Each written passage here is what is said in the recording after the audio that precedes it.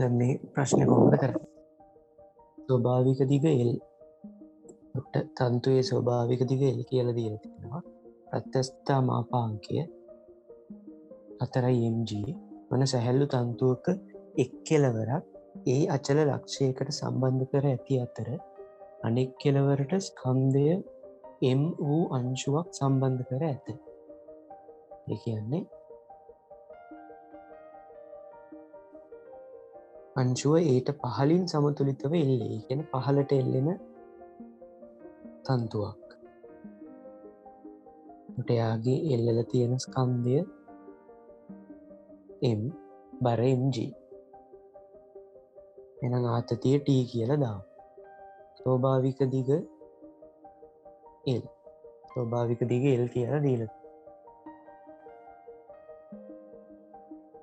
ප්‍රත්‍යස්ථතා මාපාංකය 4 mg.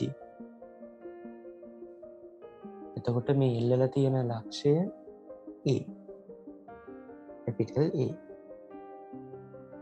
තන්තුවේ විතතිය සොයන්න. මේකනේ විතතිය. විතතිය මම ගන්නම් E කියලා. ඒක හොයන්න තමයි පළවෙනියටම කියන්නේ. එතකොට මේ මොකද්ද? කීවෙනි සමීකරණයද පාවිච්චි කරන්න තියෙන්නේ? අපි 4 වෙනියට කතා කරපු සමීකරණය. මතකයිනේ. ආතතිය සමානයි T සමානයි ලැම්ඩා. ප්‍රත්‍යස්ථතා මාපාංකය ගුණ කිරීම විතතිය බෙදීම ස්වභාවික දිග. ඕකනේ සමීකරණය. හරි. දැන් මොකද්ද මේකේ? අපි හොයන්න ඕන මේක. ලැම්ඩා. ප්‍රත්‍යස්ථතා මාපාංකය. මේක හොයන්න ඕන. එතකොට ආතතිය දැනගන්න ඕන විතතිය ස්වභාවික දිග. ස්වභාවික දිග L විතතිය මට වැරදුනානේ. අපි හොයන්න ඕන විතතිය E. E හොයන්න ඕන. එතකොට මේක දන්නවා මේක දන්නවා T කියන එක දන්නේ නැහැ. T කියන එක හොයන්න පුළුවන්. මේක සමතුලිතව තමයි L එන්නේ. එහෙනම් සමතුලිතතාවය මෙතෙන්ට අපිට පාවිච්චි කරන්න පුළුවන්. සමතුලිතයි කියන්නේ ඉහළට තියෙන බල පහළට තියෙන බල වලට සමාන වෙන්න ඕන. එහෙනම් T සමානයි mg. පහළට තියෙන mg. එහෙනම් T වෙනුවට mg ආදේශ කරා මාපාංකය 4 mg. මෙතන දීලා තියෙනවා ගානේ. ගුණ කිරීම විතතිය E බෙදීම ස්වභාවික දිග L. mg කැපෙනවා. තොර අපි ලියන්න ඕන m සහ g බිඳුවට අසමානයි කියලා. බිඳුවට සමාන නම් අපිට කපන්න බෑ එහෙම සමීකරණයේ දෙපස. බිඳුවට අසමානයි කියන එක ලියන්න ඕන. එතකොට අපිට ඕන එක්කෙනා උක්ත කරමු. E උක්ත කරපුවම උත්තරේ එනවා L බෙදීම 4යි. දැන් ගානේ පළවෙනි කොටස ඉවරයි. දැන් සමතුලිතතාවය පාවිච්චි කරා අපේ 4 වෙනි සමීකරණය පාවිච්චි කරා. හරි. ප්‍රශ්න තියෙනවද? ප්‍රශ්න තියෙනවා නම් අහන්න.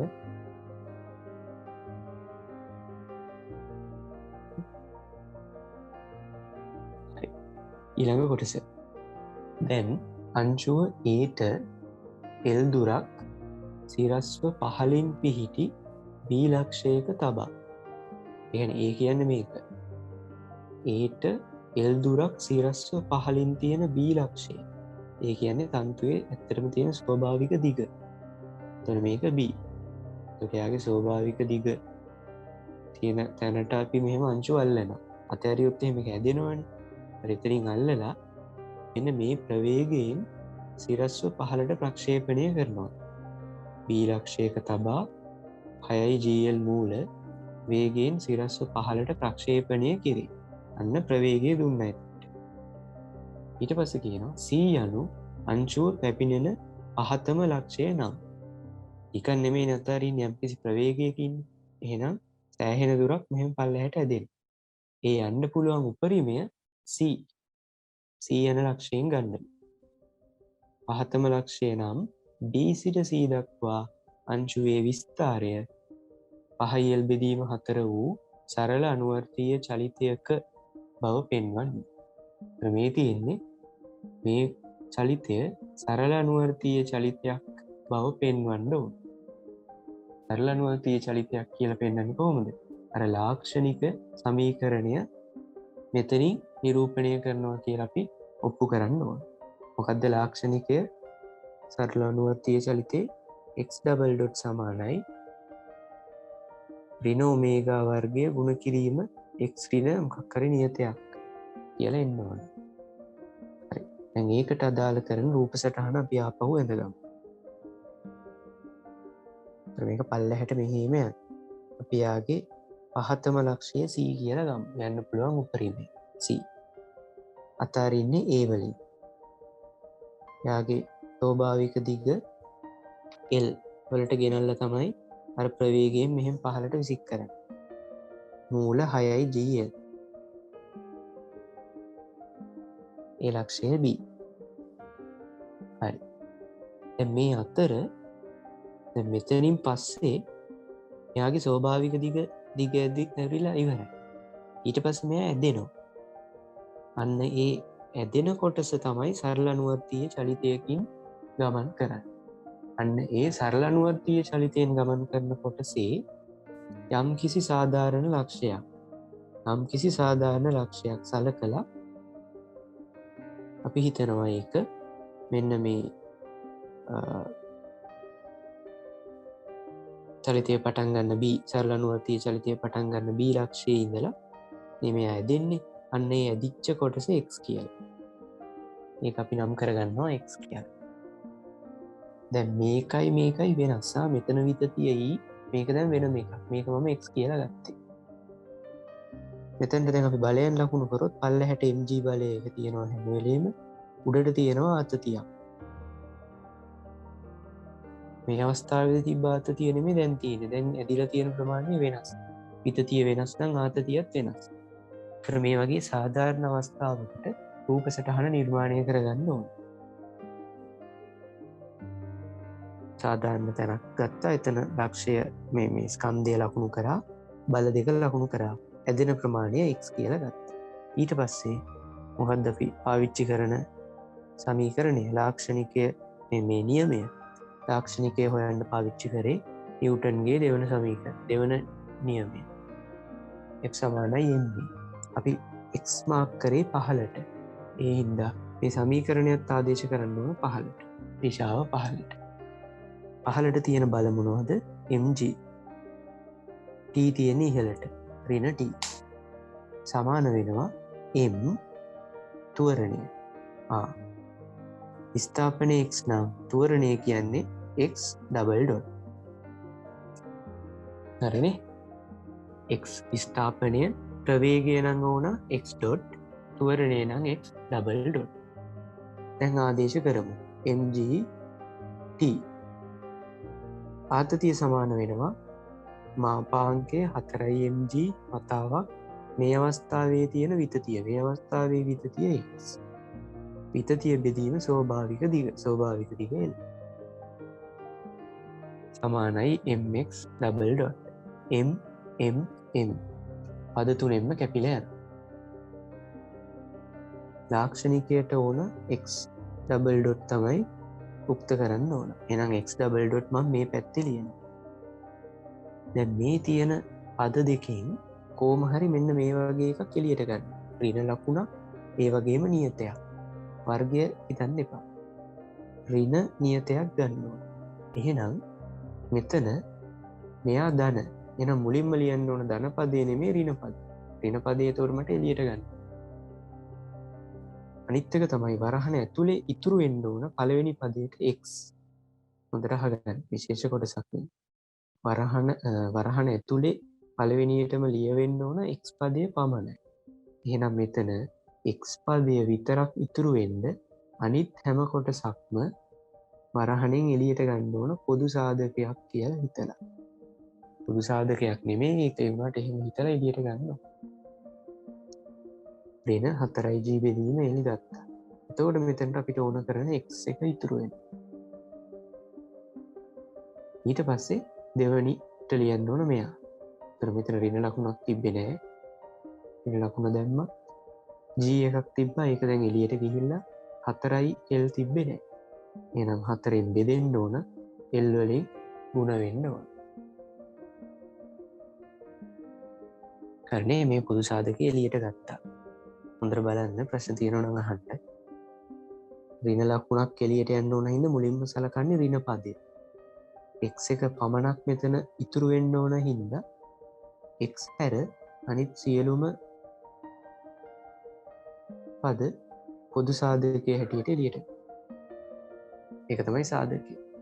ඒ සාධකය එළියට ගත්තාම මෙයා වෙනස් වෙනවනේ. ඒ වෙනස් වෙන කොටස මෙතන නෑ. මේ දෙක ගුණ කරලා බලන්න කැපිලා මේ උත්තරේ එනවද කියලා. 4ට 4 කැපෙනවා, L ට L කැපෙනවා. ඍණ ගුණ කිරීම ඍණ ධන g කියලා එනවා. මම හිතනවා තේරුණා කියලා. ප්‍රශ්න තියෙනවා නම් අහන්න.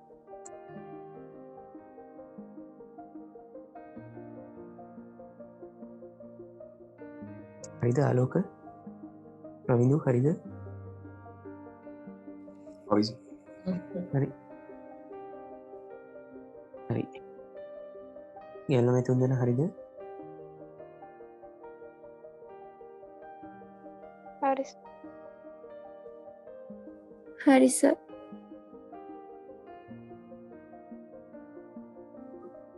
ඒක යන්න මේ නිදිවයි. හරි. මම හිතන වැඩක් තේරෙන්නේ නැති කියලා. මේ උත්තරය ආවට පස්සේ කියන්නේ අපි හොයන ලාක්ෂණිකයේ වගේ ආකාරය ආවට පස්සේ ලියන්න ඕන මෙන්න මේ වගන්තිය. ඉතාම වැදගත්. අනිවාර්යෙන් ලියන්න. මෙය සරල අනුවර්තීය චලිතයක ලාක්ෂණිකය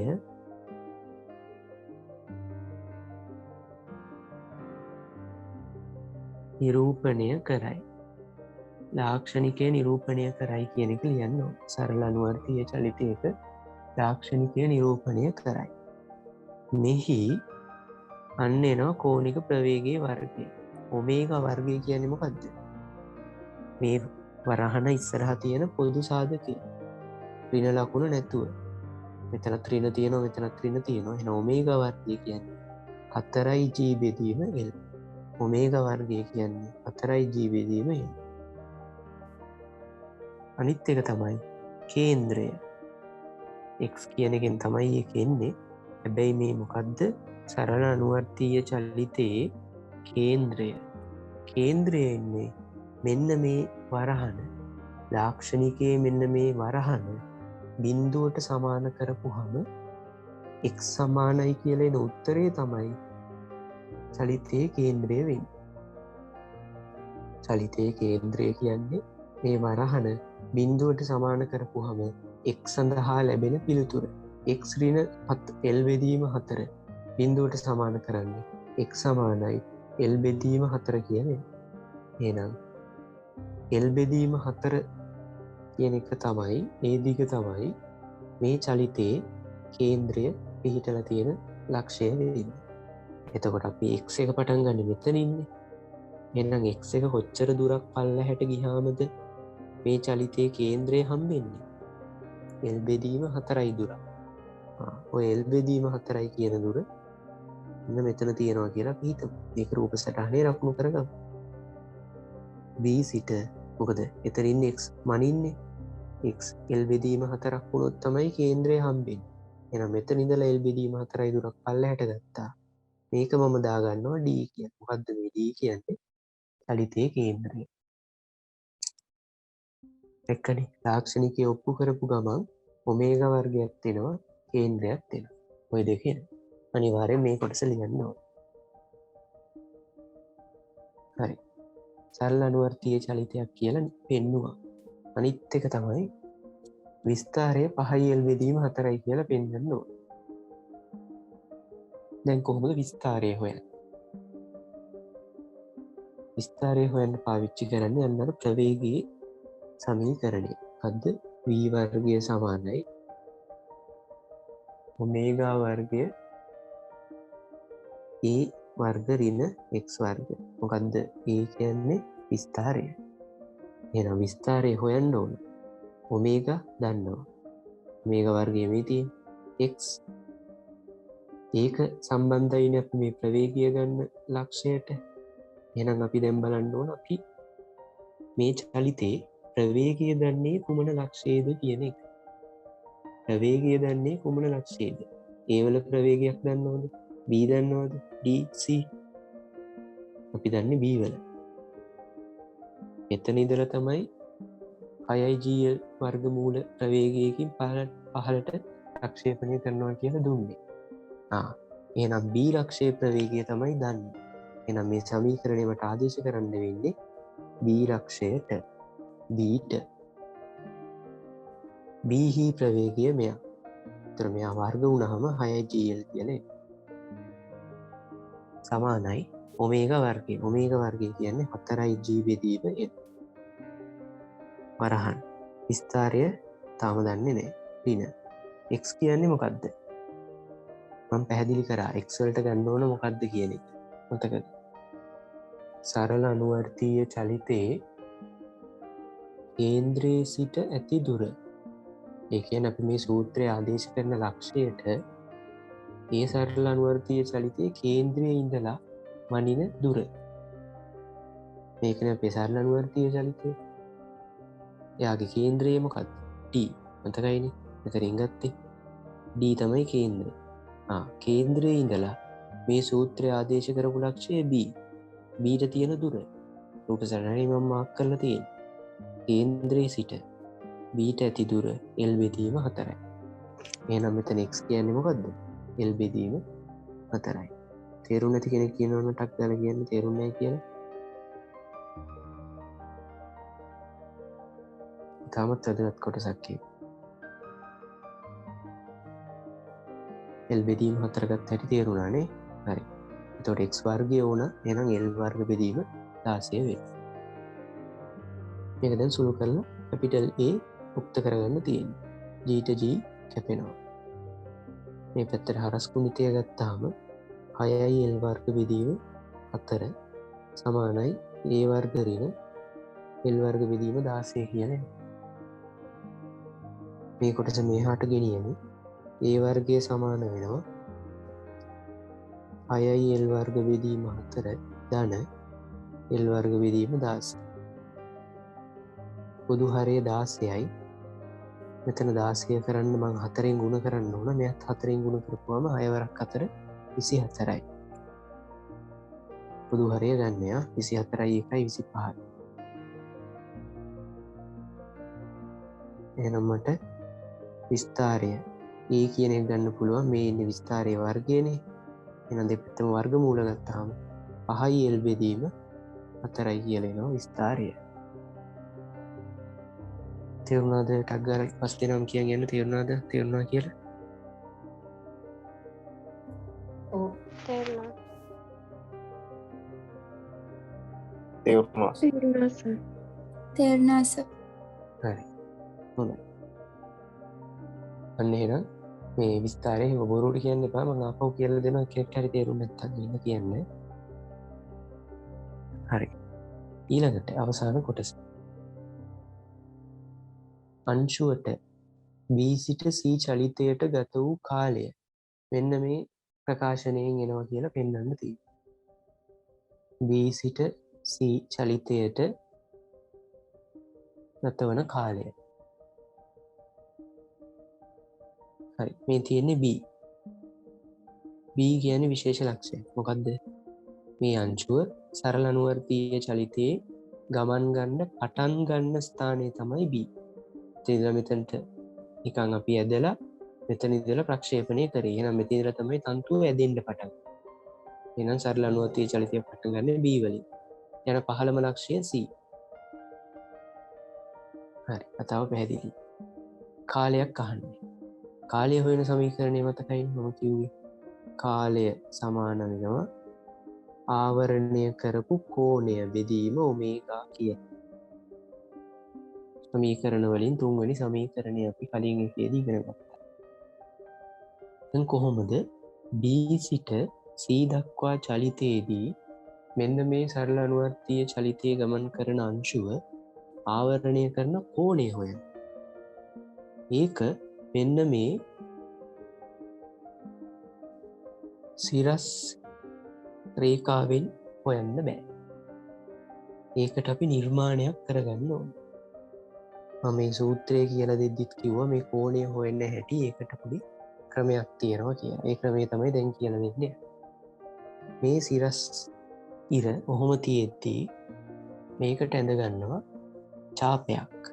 චාපය අඳින්නේ C ඉඳලා. ඒ කියන්නේ සරලනුවර්තිය චලිතයේ අවසන් ලක්ෂයේ ඉඳලා. C ඉඳලා උඩට චාපයක් අඳිනවා. මොකද මෙයා මෙතන ඉඳලා මේ පල්ලෙහාට ඇවිල්ලා C ඉඳලා ආපහු උඩට යන එකයි වෙන්නේ. එහෙනම් අවසන් ඒ කියන්නේ පහළම ලක්ෂයේ ඉඳලා උඩට තමයි චාපය අඳින්නේ. හැබැයි මේ චාපය කොතනට වෙනකන් යනවද කියන එක අපි දන්නේ නැහැ. මොකද අපි දන්නේ නැහැ B වලින් ඉවර වෙයිද? C වලින්ට ගිහිල්ලා වදීද කියලා දන්නේ නැහැ. එහෙම ගානේ කිසිම සඳහනකුත් නැහැ. ගානේ දීලා තිබ්බනම් මෙන්න මේ වගේ නිකන් හිතන්න මේ වගේ ලක්ෂයකදී ඉවර වෙනවා කියලා සරලනුවර්තිය චලිතය. එහෙනම් මෙතනින් පටන් ගන්න චාප කොටස මෙහෙම මෙතනින් නවත්තින්න ඕන. ඒ කියන්නේ අර්ධ වෘත්තයක් ආකාරයට ගමන් කරන්න ඕන. මේකෙදි අපිට එහෙම කිසිම සඳහනක් නැහැ. එහෙනම් මගේ චාපය මම මෙහෙම උඩට යවනවා. කෝණය හොයන්න ඔය චාපය අඳින්න ඕන. අඳින්නේ සරලනුවර්තිය චලිතයේ පහළම ලක්ෂයේ සිට. ඊළඟට නිර්මාණය සරලනුවර්තිය චලිතයේ අවසන් ස්ථානය. ඒ කියන්නේ අපේ මේ කියන කතන්දරයට අනුව මේක තව මෙහෙම උඩට යන්න පුළුවන්. හැබැයි අපිට ගන්න කියන්නේ B සිට C නේ. එහෙනම් අපිට ඕන B වෙනකම් විතරයි. එහෙනම් B වෙනකම් යන නිසා B සිට තිරස් රේඛාවක් අඳින්න ඕන. මෙන්න මේ අපි ඇඳපු චාපය හම් වෙනකම්. මෙන්න මේ චාප කොටසේ මේ චාප කොටස හම් වෙනකම් B ඉඳලා තිරස් රේඛාවක් අඳින්න ඕන. ඊට පස්සේ අනිත් නිර්මාණය අපේ සරලනුවර්තිය චලිතයේ කේන්ද්‍රය D. එතකොට D ඉඳලා මෙන්න මේ අලුතෙන් අපි හොයාගත්ත මෙන්න මේ ලක්ෂය සරලනුවර්තිය චලිතයේ අවසන් වෙන ලක්ෂය මේ චාප කොටසට අනුව ඔය දෙකත් යා කරන්න ඕන. කේන්ද්‍රයේ සිට. හරිද? කේන්ද්‍රයේ සිට. දැන් පැහැදිලි කෝණය.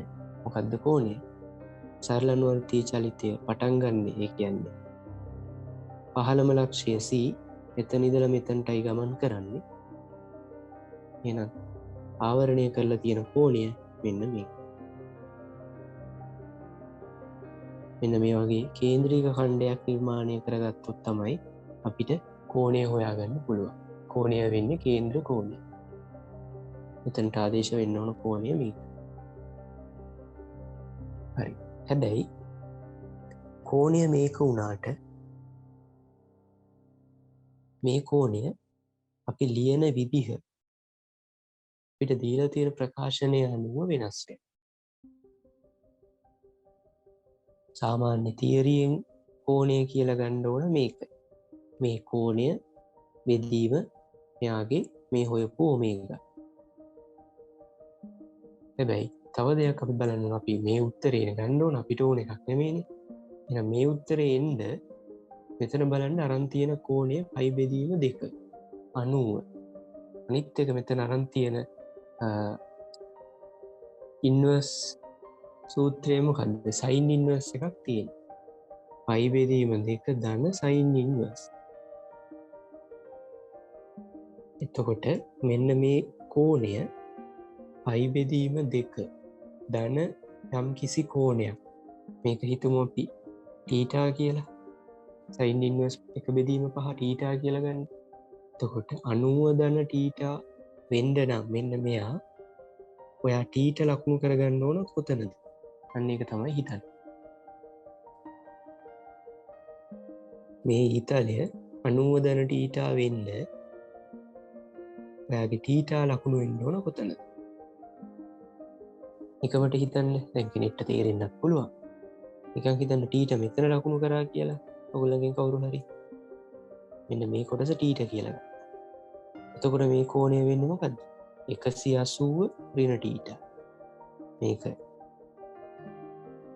180 එයාගෙන් මෙන්න මේ θ අඩු වෙනවා. එතකොට මෙයා වෙන්නේ 180 ඍණ θ. මෙතන පයි ඍණ sin ඉන්වර්ස් කියලා මොකක් කර තිබ්බනම් අන්න ඒ ක්‍රමය හරි. ඒක නෙමෙයිනේ දැන් තියෙන්නේ 90නේ. එනම් ඒක වැරදි. ඊට මෙතන ලකුණු කරොත් උත්තරේ එන්නේ නැහැ. ඒ තුනම හද හද ඉන්න. ඊට ලකුණු කරන්න ඕන මෙන්න මෙතන ළමයි. මෙතන ඉඳලා මෙතනට 90යි. මේ තියෙන්නේ සිරස් මේ තියෙන්නේ තිරස් රේඛාව. එහෙනම් මේක 90යි. මේ මුළු කෝණය 90 ධන ටීටා වෙනවා. මම මෙන්න මේ කොටස ටීටා කියන ලකුණු කරනවා. වැඩි හරි. හැබැයි දැන් ටීටා කියන්නේ sin inverse එක බෙදීම 5. දැන් කොහොමද මෙතන sin අනුපාතය සලකන්නේ? sin අනුපාතයක් හරි මෙතන cos inverse තියෙන්න පුළුවන්, tan inverse තියෙන්න පුළුවන්. ඔය මොකක් හරි සලකන්න ඍජුකෝණී ත්‍රිකෝණයක් තියෙන්න ඕනේ. ඍජුකෝණී ත්‍රිකෝණය තියෙන්නේ ළමයි මෙතන. මේ තියෙන ඍජුකෝණී ත්‍රිකෝණය. මේ ඍජුකෝණී ත්‍රිකෝණයේ θ කියන එක ලකුණු කරගන්නත් ඕනේ. මෙතන නේද? මෙයයි සමාන්තරයි. ඒකාන්තර කෝණ. ඒකාන්තර කෝණ වලින් මේ θට සමාන වෙනවා. අන්න දැන් කෝණයට අදාළව θ ලකුණු කරා. ඍජුකෝණී ත්‍රිකෝණයට අදාළව ඒ θව ලකුණු කරගත්තා. දැන් බලන්න මේ රූප සටහන බලලා මට කියන්න. sin θ කියන්නේ කීයද? sin θ කියන්නේ සම්මුඛ බෙදීම කර්ණය නේ. sin කියන්නේ සම්මුඛ බෙදීම කර්ණය. උතර මෙයාගේ සම්මුඛ පාදය මේ තියෙන්නේ L බෙදීම 4යි. කර්ණය කියන්නේ මෙතන ඉඳලා මෙතනට. මේක අපි තාම හොයාගෙන නැහැ. D කියන්නේ මොකක්ද? කේන්ද්‍රය. කේන්ද්‍රයේ සිට C කියන්නේ මොකක්ද? විස්තාරය. කේන්ද්‍රයේ සිට අංශුව ගමන් කරන උපරිම අවස්ථාව විස්තාරය. විස්තාරය මොකක්ද අපිට ආවේ? 5යි L බෙදීම 4යි කියලා හොයලා තියෙනවා. එහෙනම් කේන්ද්‍රයේ සිට Cට තියෙන දුර 5යි L බෙදීම 4යි. ඒකම නේද මෙතන ඉඳලා මෙතනට තියෙන්නත් ඕන. ඒ ළමයි මේ වෘත්තයක කොටසක්නේ ඡාපයක් කියන්නේ. වෘත්තයක්. ඒ වෘත්තය ගමන් කරන්නේ මේ කේන්ද්‍රය වටා. ඒතර මේ කේන්ද්‍රය වටා නම් කේන්ද්‍රයේ සිට මේ ඉරි දෙක අරයන් වෙනවා. එහෙනම් මේකම තමයි මේ දිගෙනුත් නිරූපණය කරන්නේ. මෙහා 5යි L බෙදීම 4යි නේ. මෙහාත් 5යි L බෙදීම 4යි. තේරුණාද? 5යි L බෙදීම 4 එනවා කියන්නේ.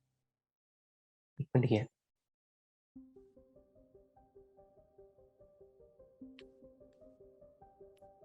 රවිදු හරිද? 5යි L බෙදීම 4 ආලෝක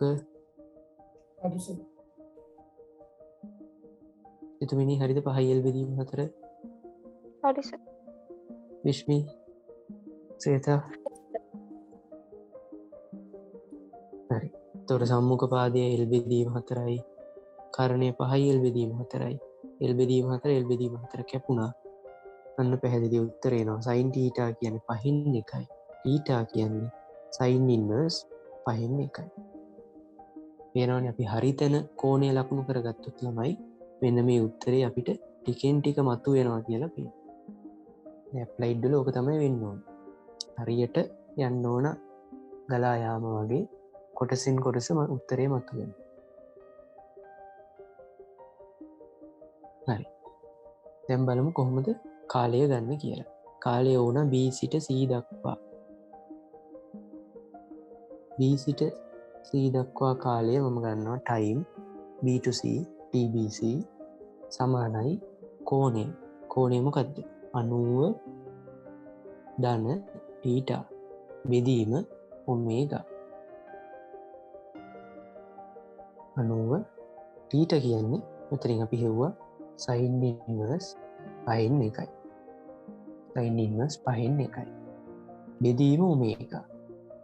දැන් ළමයි බෙදීම ඔමේගා මෙහෙම බෙදීමක් නැහැ මෙතන. ඔක්කොම තියෙන්නේ මෙහෙම සංගුණකයක් හැටියට, පොදු සාධකයක් හැටියට. මේ ඔමේගා එක මට මෙහෙම ලියන්න පුළුවන් නේද? මේ සම්පූර්ණ කොටු අරහන බෙදීම ඔමේගා කියන එක ලියන්න පුළුවන්. 1යට ඔමේගා වතාවක් කොටු අරහන කියන. වැඩි හරි. ඔමේගා කියන්නේ මොකක්ද? ඔමේගා කියන්නේ මෙයාගේ වර්ගමූලය. මේ තියෙන ඔමේගා වර්ගයනේ. එහෙනම් ඔමේගා කියන්නේ වර්ගමූල 4යි g බෙදීම l. එක ඇටෝමයක කියන්නේ වර්ගමූල l බෙදීම 4යි g. ඇයි මෙයාගේ පරස්පරය ගන්න එපා. එක ඇටෝමයක කියන්නේ මෙයාගේ පරස්පරයේ වර්ගමූලය. l බෙදීම 4යි g වර්ගමූල.